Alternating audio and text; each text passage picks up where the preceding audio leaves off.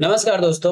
यदि आप छत्तीसगढ़ के किसी न किसी एग्जाम की तैयारी करना चाहते हैं, चाहे वो सीजी व्यापम का हो या पीएससी का हो, तो छत्तीसगढ़ सामान्य अध्ययन से बहुत सारे प्रश्न हर बार पूछे जाते हैं। और आज हम करने वाले हैं दंडकारण्य के पठार के बारे में चर्चा। यहाँ से कई साल या कहें कि हर साल यहाँ से कोई ना कोई प्रश्न देखने को मिलता है। तो किसी न किसी एग्जाम में एक नंबर का प्रश्न यहाँ से आएगा। यदि आप आज का सेशन पूरा देख लेते हैं तो एक नंबर आपका पक जाता है। तो आज क्लास को स्टार्ट करते हैं। आज हम पढ़ेंगे छत्तीसगढ़ सामान्य अध्ययन। और छत्तीसगढ़ सामान्य अध्ययन के का ये हमारा 11वां वीडियो है, जहां पे हम करेंगे दंडकारण्य का पठार, जिसमें हम देख रहे हैं कि छत्तीसगढ़ के भौगोलिक विभाजन को देख रहे हैं। सबसे पहले हमने इसमें देखा था महानदी विभाजन या फिर महानदी बेसिन को।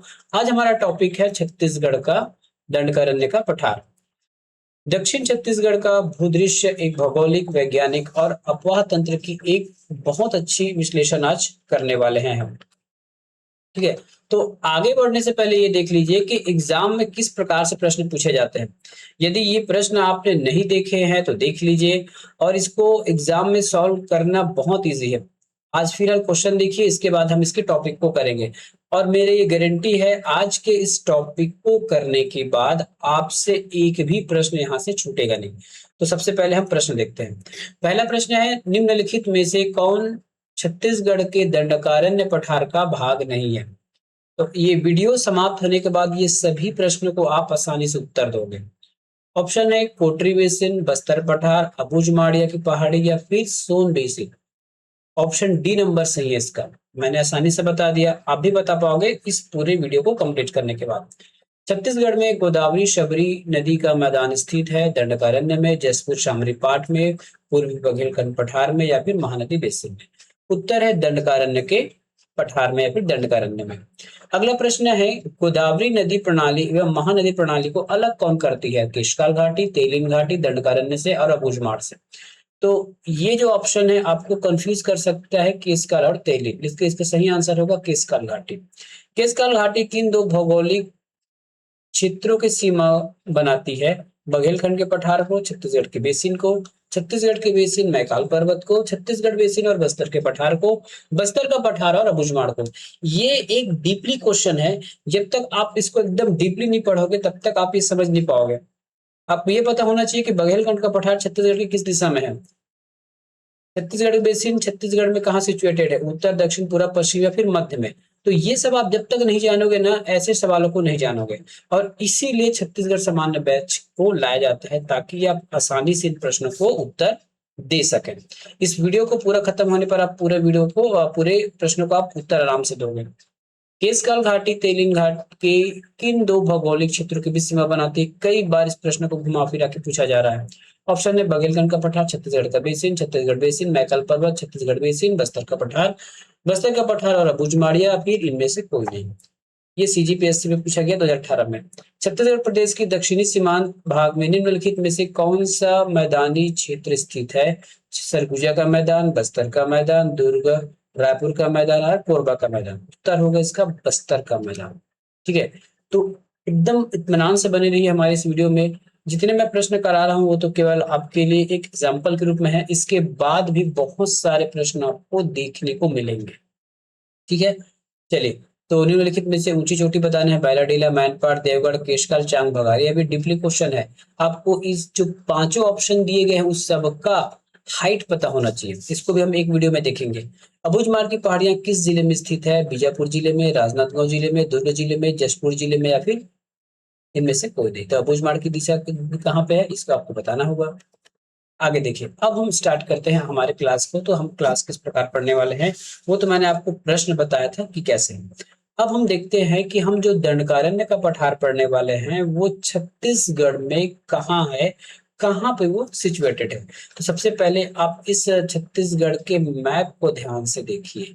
ये जो ग्रीन वाला पार्ट है इसको छोड़कर, क्योंकि ये एआई जनरेटेड पीपीटी है तो कहीं कुछ ऊपर नीचे हो सकता है। जहां गलत होगा मैं बता दूंगा।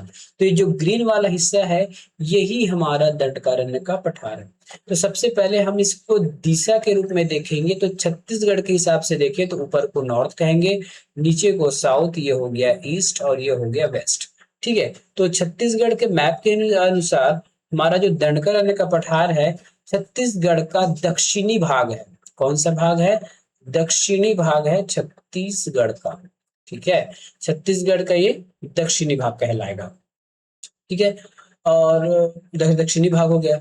अब देखते हैं इस दक्षिणी भाग में, मतलब इसी दंडकारण्य पठार को यदि हम यहाँ जूम करके निकालते हैं तो उसके उत्तर दक्षिण पूरब पश्चिम में क्या क्या है।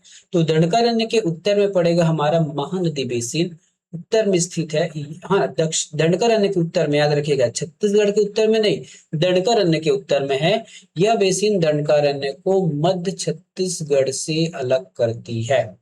ठीक है, यह बेसिन दंडकारण्य को मध्य छत्तीसगढ़ से अलग करती है। कहने का मतलब जो महानदी बेसिन है दंडकारण्य को मध्य छत्तीसगढ़ से अलग करती है। अब दंडकारण्य के ये नॉर्थ में है, मतलब उत्तर में है। अब दंडकारण्य के साउथ में क्या मिलेगा? तो हमको गोदावरी घाटी मिलेगी, जहां दक्षिण की प्रमुख सीमा है, जहां गोदावरी नदी प्रवाहित होती है। तो गोदावरी नदी कुछ इस प्रकार से प्रवाहित होती है, जैसे मैप में आप देख रहे होंगे नीले कलर में। तो दंडकारण्य के दक्षिण में क्या मिलेगा हमको? गोदावरी घाटी, दक्षिणी का प्रमुख सीमा, या कहा जाए तो आपको आंध्र प्रदेश और तेलंगाना स्टेट भी मिलेंगे। अब हम इसके ईस्ट साइड जाते हैं, मतलब पूर्व में। तो पूर्व में कोरापुट का पठार और शबरी नदी मिलेगी। शबरी नदी कुछ इस प्रकार से बहती है, ये इस प्रकार से इधर है ना। तो शबरी नदी आपको यहाँ पे मिलेगी। उड़ीसा राज्य की सीमा पर लगा हुआ पूर्वी हिस्सा है। दंडकारण्य के पश्चिमी भाग में है वेनगंगा नदी। पश्चिमी सीमा निर्धारण करती है वेनगंगा नदी। ये था इसका भौगोलिक सीमाएं। ठीक है, अब दंडकारण्य के पठार को और ज्यादा डिटेल करना चाहते हैं तो हम यहाँ कुछ कुछ लिख देते हैं। क्या लिखेंगे? अब इसको थोड़ा सा ध्यान दीजिएगा, जो लिखने वाले हैं। लिखना इसलिए जरूरी है क्योंकि कई बार एग्जाम में आ जाएगा। ये तो हमने इसके हिस्सा बता दिया। अब यदि ये संभाग के हिसाब से आता है तब ये जो है हमारे बस्तर संभाग का हिस्सा है। कौन सा संभाग का हिस्सा है? बस्तर संभाग। ठीक है, तो जो दंडकारण्य पठार है बस्तर संभाग का हिस्सा है। अब इसकी जो बनावट कैसी है? तो ये धारवाड़ क्रम की चट्टानों से बना है। कौन सी चट्टानों से बना है? धारवाड़ क्रम की चट्टानों से बना है। राज्यों में यदि हम देखा जाए तो तेलंगाना है, ऐसे किसे लगा हुआ है? तो देखिए यहाँ पे मैप में देखिए, यहाँ पे आपको मिल जाएगा ओडिशा मिल जाएगा, फिर इसके बाद आपको मिल जाएगा यहाँ पे तेलंगाना, फिर यहाँ पे मिल जाएगा आपका आंध्र प्रदेश। तो 3 राज्यों से तो ये घिरा हुआ है। ठीक है, और इसे खनिजों का खनिज भूमि कहा जाता है। ठीक है, चलिए अब आगे चलते हैं, प्रशासनिक दृष्टिकोण से भी देख लेते हैं, है ना। अभी हमने देखा कि बस्तर संभाग है, और बस्तर संभाग के 7 जिले इसमें आते हैं। कितने जिले आते हैं? 7 जिले। 7 जिले हैं तो क्या काउंट कर सकते हैं क्या? सुकमा 1, बिलासपुर बीजापुर 2, नारायणपुर 3, और उसके बाद कांकेर 4, कोंडागांव 5, बस्तर 6, दंतेवाड़ा 7। मानपुर मोहला इसमें नहीं आएगा फिलहाल। ठीक है, मानपुर मोहला को हम इसमें नहीं लेंगे, ये हमारे दुर्ग संभाग में आएगा मानपुर मोहला। ठीक है, तो इसमें 7 जिले आएंगे। राजनांदगांव का कुछ तहसील, जैसे अब मानपुर मोहला जो हिस्सा है ना, वो कुछ तहसील आएगा। पूरा का पूरा जो जिला है मानपुर मोहला वो है हमारे दंडकारण्य में नहीं आएगा। तो इस प्रकार से याद रखना है। क्वेश्चन अगर एग्जामिनर पूछ दे कि दंडकारण्य कितने जिलों में फैला हुआ है या कितने जिलों में आता है, तब की स्थिति में आपको इसको बताना है। कितने जिले? 7 जिले। कौन संभाग? बस्तर संभाग। राजनांदगांव का मोहला तहसील, अब जो मानपुर मोहला जिले हिस्से में आता है वो कुछ कुछ तहसीलें आती है। ठीक है, चलिए देखते हैं। अब देखते हैं इसकी भूगर्भावट बनावट कैसी है, दंडकारण्य की भूगर्भिक बनावट कैसी है। तो ये मुख्यतः आपके लौह अयस्क यहाँ पे मिलेंगे। लौह अयस्क का कहने का मतलब, यदि लोहा मिल रहा है तो कौन सा चट्टान मिलेगा? तो इसमें आर्कियन शैल मिलेगी। छत्तीसगढ़ का सबसे पुरातन शहर है आर्कियन शैल। आर्कियन के बाद हमारा बना था धारवाड़ क्रम की चट्टानें, जहां पे नीस ग्रेनाइट और नीस की समृद्धि है, ग्रेनाइट और नीस की समृद्धि है। ये वाले पार्ट हम कब कवर किए थे? जब हम शैल पढ़ रहे थे। तो मैंने पहले बता दिया था कि यदि आप एरिया को बताएंगे, है ना, यदि एरिया वाइज चले तो एरिया में पूरे बस्तर संभाग में या पूरे दंडकारण्य में आपको आर्कियन की चट्टानें मिलेंगी, जहां धारवाड़ क्रम के शैल समूह मिलेंगे। और इसी में सबसे ज्यादा खनिज पाया जाता है, जैसे लौह अयस्क, टीन, कोरंडम, अभ्रक, हीरा। हाँ, ये है। अब इसकी ढाल कैसे होगी? तो ढाल जो है ढाल जो है हल्का दक्षिण, देखो मैप ऐसे मैं बना दूं, जैसे ये नीचे का मैं मैप बना रहा हूँ ना, ये छत्तीसगढ़ का नीचे वाला मैप है ना। तो ये क्या है, इंद्रावती नदी ऐसे बहती आती है, मतलब इस साइड। उसके बाद ये ऐसे घूम जाती है। तो कहीं ना कहीं ये दक्षिण की ओर इसका ढाल हमको देखने को मिल रहा है। ठीक है, दक्षिण की इसका और इसको ढाल देखने को हमको मिल रहा है। अब देखते हैं उत्तरी क्षेत्र कोटरी बेसिन। अभी हमने देखा था ना, जो छत्तीसगढ़ उत्तरी की, यहाँ मैप गलत किया है। ये हमारा कौन सा बेसिन है, ये इतना हिस्सा है हमारा दंडकारण्य। अब दंडकारण्य के जो इतना हिस्सा है, ये वाला जो मैं पॉइंट कर रहा हूँ, ये वाला एक नंबर जहाँ लिखा हूँ, ये हमारा कोटरी बेसिन कहलाता है। ये मैप गलत सुचेजित किया है, आप इसको इस प्रकार यहाँ ले आइए। मुख्य रूप से कांकेर जिले के उत्तरी भाग में है। नदी का उद्गम यहाँ देखें तो कोटरी नदी मानपुर मोहला तहसील से निकलती है। भौगोलिक सीमा क्या है, तो इसके ठीक उत्तर में महानदी बेसिन है, इसके कोटरी बेसिन के पूर्वी घाट। कोटरी बेसिन के पूर्वी हिस्से में महानदी अफवाह तंत्र नदियां प्रवाहित होती है। यदि उत्तरी क्योंकि कोटरी बेसिन आएगा ही आएगा, इसलिए आपको याद रखना है।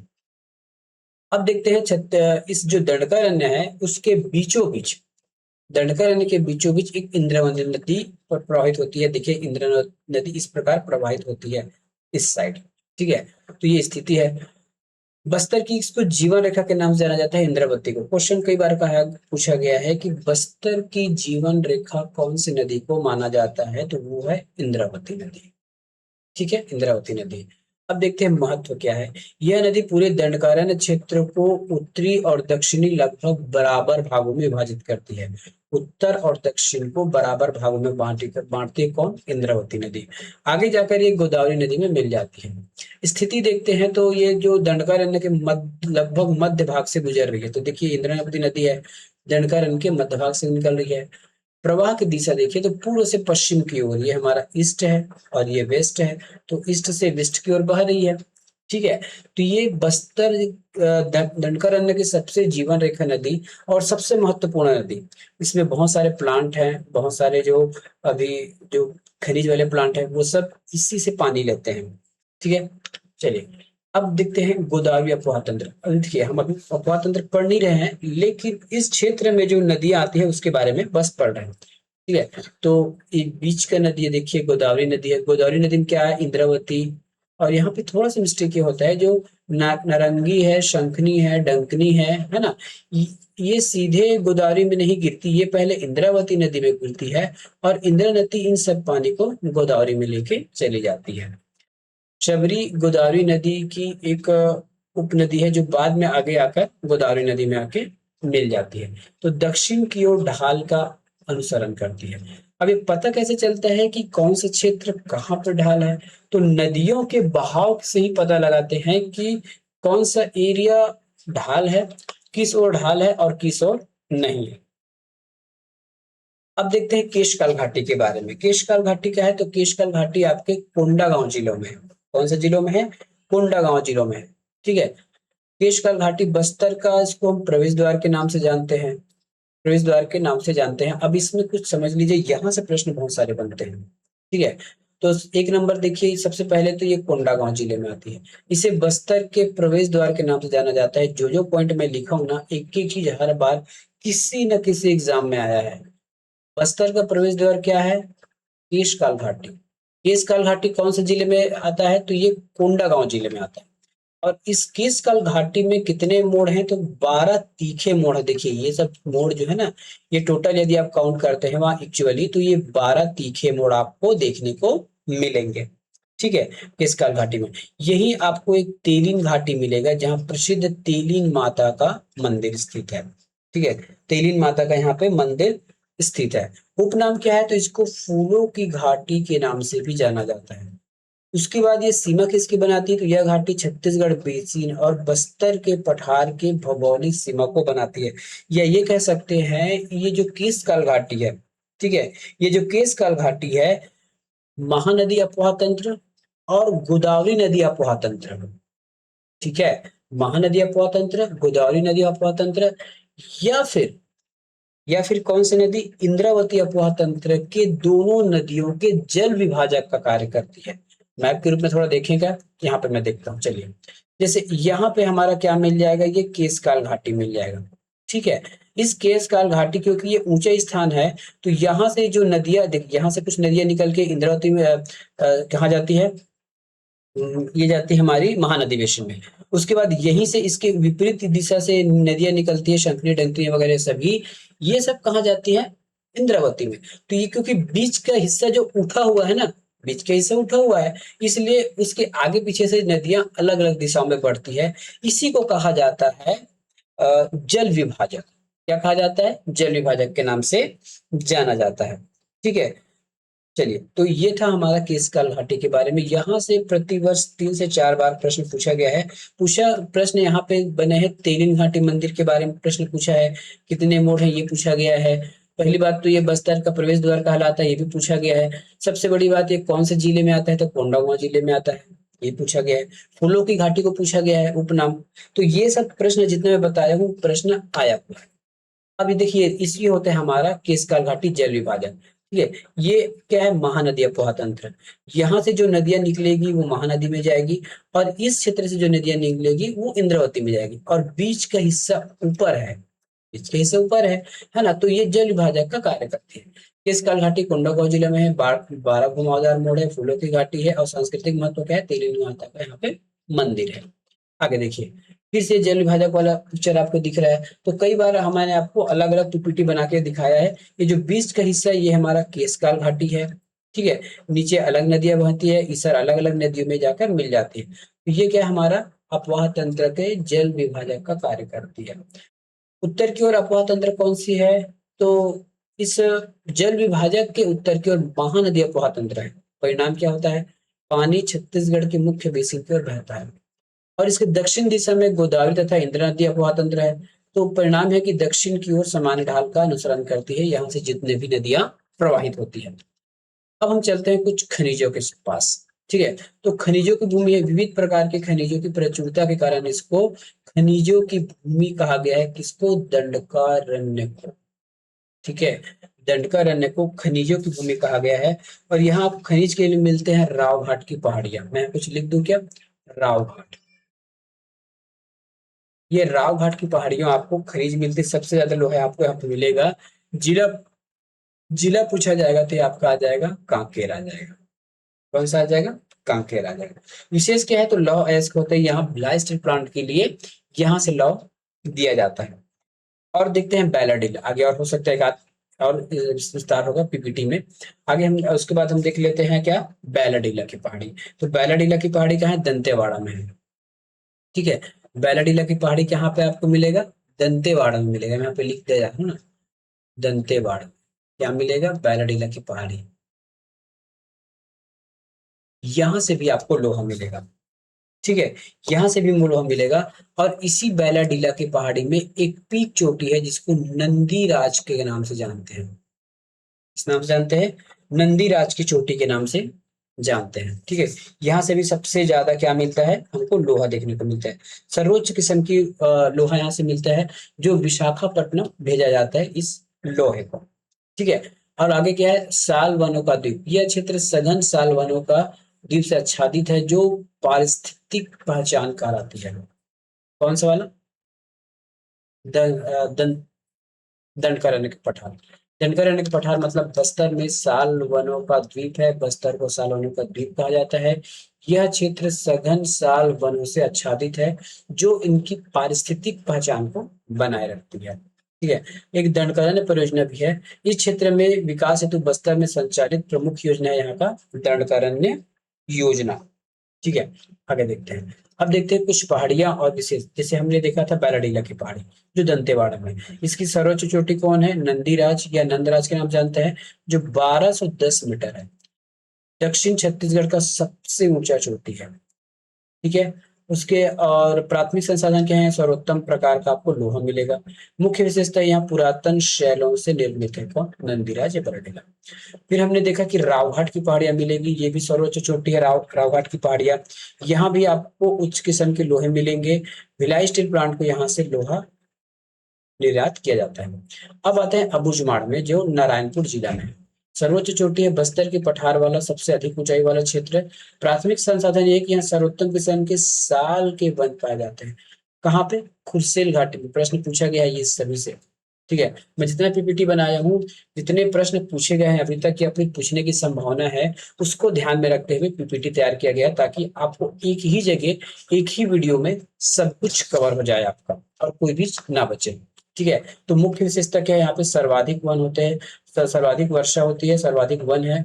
सर्वाधिक वर्षा होने के कारण इसको छत्तीसगढ़ का चेरा पूंजी के नाम से जाना जाता है।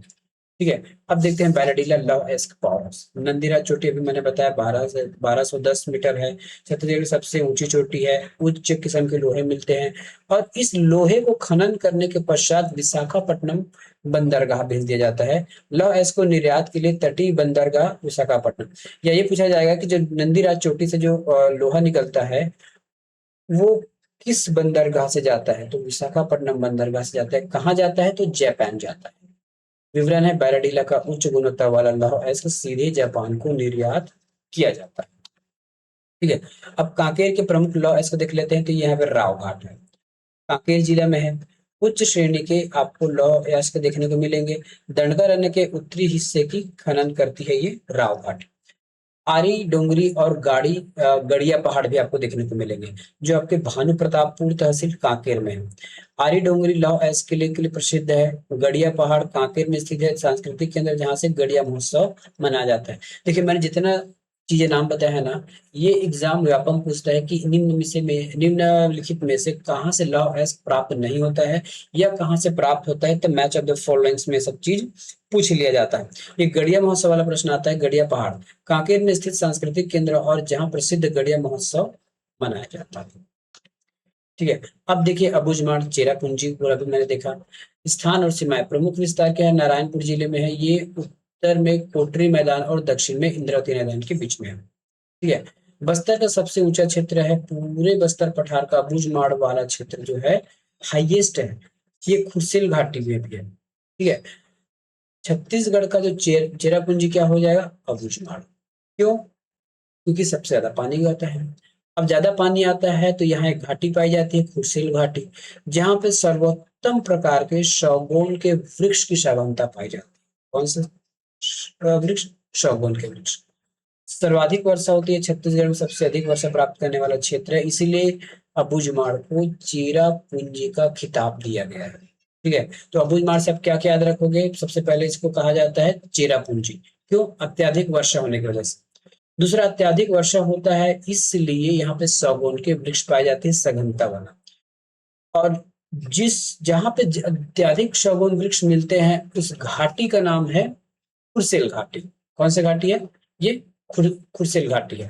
ठीक है, ये खुर्सेल घाटी है। उसके बाद ये जो बस्तर का सबसे ऊंचा क्षेत्र क्या है, पूरे पठार में अबूझमाड़ वाला जो क्षेत्र है, ठीक है, ये पठार के हिस्से, मतलब हिस्से देखा जाए तो ये सबसे ऊंचा वाला भाग है। भौगोलिक एटलस देख लेते हैं, है ना, प्रमुख स्थलाकृतियां। सबसे पहले आरी डोंगरी, गड़िया पहाड़, बीजापुर की पहाड़ियां। ये गड़िया पहाड़, आई डोंगरी तो हमने कंप्लीट कर लिया है। अब देखते हैं बीजापुर की पहाड़ियां। बीजापुर में आपकी अलबक्का की पहाड़ी है, अलबामा हिल्स है, उसूर की पहाड़ियां हैं। ये सब प्रश्न पूछा गया है एग्जाम में। अलबक्का की पहाड़ी कौन से जिले में है, अल अलबामा की पहाड़ी कौन से जिले में है, अलबामा हिल्स कहाँ है, ऐसा स्पष्ट प्रश्न पूछा गया है। गोलापल्ली पठार कहाँ पे है, तो ये भी हमारे बीजापुर में। बस्तर के पठार के दर्रे देखिए तो झीरम घाटी वाला है और दरभा घाटी, यहाँ घाटी दो ठो है। ठीक है, बस्तर के पठार में दो ठो घाटी, एक है जबकि झीरम घाटी, ठीक है, झीरम घाटी और दरभा घाटी। ये कहाँ पे है, बस्तर के पठार में है ये। बैनाडीला की पहाड़ी देखिए, ये 1210 मीटर है। बार बार क्वेश्चन बार बार आ रहा है ये, क्योंकि ये अधिक मात्रा में प्रश्न पूछा गया है, कई बार इसको पूछा गया, इसलिए अधिक बार आ रहा है। तो अगर ये पूछा जाएगा कि बैलाडीला की पहाड़ियां कौन सी शहरों से बनी हुई है, तो आपको लगाना है आर्कियन, जो सबसे बड़ा प्राचीन है।